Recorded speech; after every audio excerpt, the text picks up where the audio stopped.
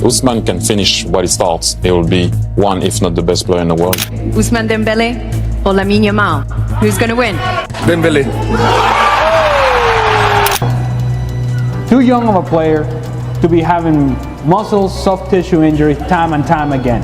And so it goes back to what Julian was just talking about. You don't take care of yourself, it shows up on the Mr. Ousmane, and it's time for the other surgery. Ousmane Dembélé's story is one of talent, pain, and ultimate redemption. It's the journey of a boy from the rough streets of Rennes who was once called a wasted talent, but in 2025 rose to the very top of the football world, lifting the Ballon d'Or as the best player alive. Ousmane Dembélé was born on May 15, 1997, in Rennes, France. His father was from Mali, and his mother from Mauritania and Senegal.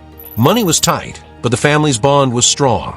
From the moment he could walk, Ousmane's life revolved around a football.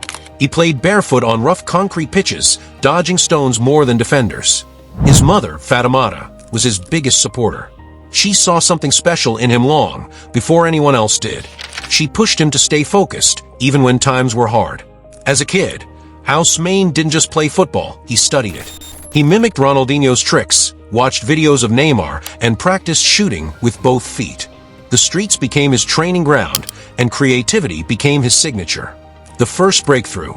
At 13, Sûr, parce que vous marquez aussi le droit. Moi, je suis plus gaucher. Et les pénaltys, vous les tirez pas du droit? Si. Pourquoi? Parce que je tire mieux du droit. his mother took him to Rennes, a club known for producing talents. The coaches doubted his strength and discipline, but his skills were undeniable. He was fast, unpredictable, and gifted with balance that made him glide past defenders effortlessly. By 17, he was already too good for the youth level. In 2015, Dembélé made his professional debut for Rennes, scoring his first League One goal with confidence that seemed far beyond his years. The French media called him the new Henry, but Ousmane wasn't trying to be anyone else. He was building his own name. The rise at Borussia Dortmund. In 2016, Borussia Dortmund signed him for €15 million. It was a risk that turned into gold. Under Thomas Tuchel, Dembélé exploded into one of Europe's brightest stars. He terrorized defenders with his pace and dribbling. His partnership with Pierre-Emerick Aubameyang was deadly, full of creativity and precision. In his debut season, he registered 21 assists and 10 goals across all competitions.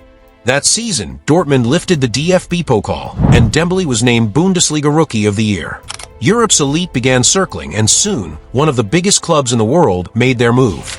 The dream turned nightmare, Barcelona. In 2017, Barcelona paid a jaw-dropping €105 million to sign Dembélé, making him one of the most expensive players in football history. The deal came after Neymar's departure, and Dembélé was expected to fill impossible shoes. But fate had other plans. In just his second game, he tore his hamstring. It was the start of a painful cycle. Over the next few years, injuries became his shadow. Every comeback ended in another setback. Critics called him unreliable. The media questioned his discipline, accusing him of lateness and poor habits. Barcelona fans grew frustrated. The same player who had once been unstoppable at Dortmund now seemed lost and fragile. But deep inside, Ousmane never gave up. He kept telling himself, "When I'm back, I'll show them who I am." The rebirth under Xavi. Everything began to change in 2021 when Xavi Hernandez took over as Barcelona's coach. Xavi saw something others had forgotten: Dembélé's potential to be great again. He spoke to Ousmane not just as a coach, but as a mentor. He helped him rebuild confidence, discipline, and focus. Dembélé started training with a new mindset. He changed his diet, slept early, and surrounded himself with positivity. And it showed. In 2022, Dembélé led La Liga in assists, becoming one of Barcelona's most valuable players. The same fans who once doubted him began chanting his name again. Camp Nou rediscovered its joy every time he touched the ball. A new beginning, PSG, and the homecoming. In 2023, Dembélé made an emotional move back to France, joining Paris Saint-Germain. Many questioned it, but he saw it as a fresh start, closer to family, culture, and the fans who first believed in him. At PSG, he was reunited with Kylian Mbappé and joined forces with young stars like Warren Zaïre-Emery. His speed, vision, and ability to beat defenders became a key weapon in PSG's attack. But more than that, Dembélé had matured. He wasn't just playing for highlight reels anymore, he was playing to win. He guided PSG to another League One title and won the Champions League trophy with PSG, the first in the club's history. His performances earned global recognition, finally silencing years of criticism. The ultimate triumph, Ballon d'Or 2025. In 2025, football witnessed one of its most emotional moments. Ousmane Dembélé, once written off as injury-prone, stood on stage in Paris holding the Ballon d'Or.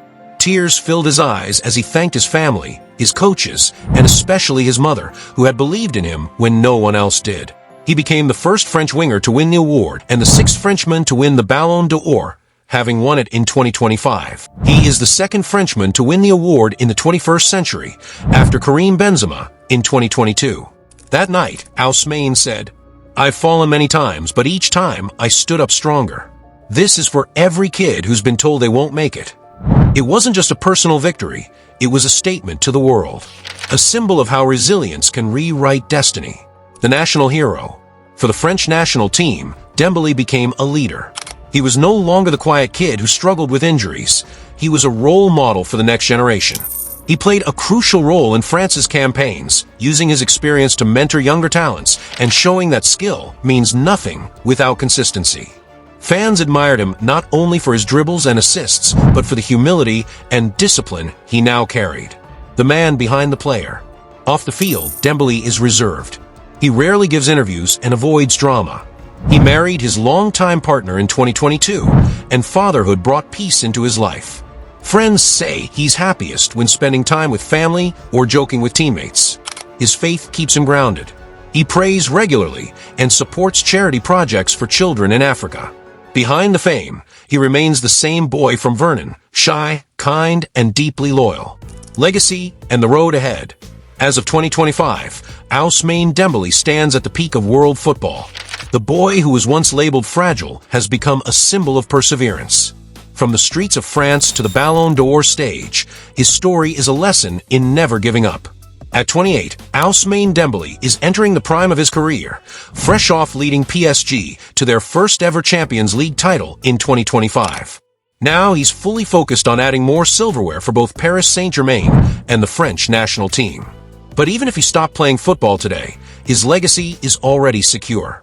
He has inspired millions who once felt broken, proving that failure is not the end, it's the beginning of greatness.